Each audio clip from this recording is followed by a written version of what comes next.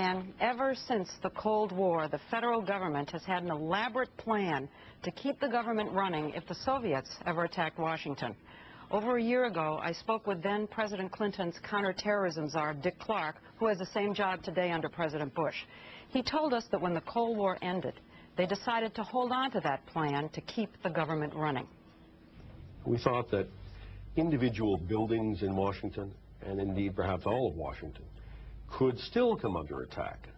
Only it might not be from the former Soviet Union, it might not be with a missile flying over the poles, it might be with a terrorist walking a weapon into our city. And the city could still be attacked and put out of action.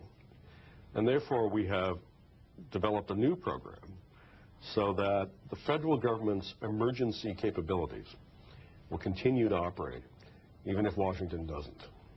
So tell us what kind of operation you have up and running, or at least ready to be operational.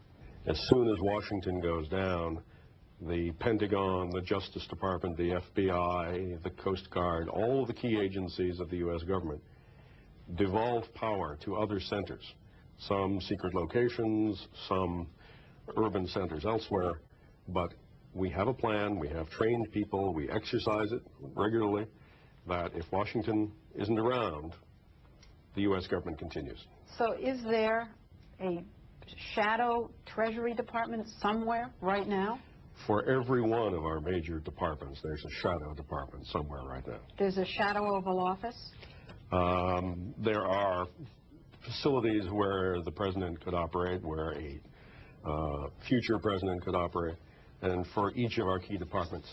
Again, the message... Is it like a bunker, or is it a...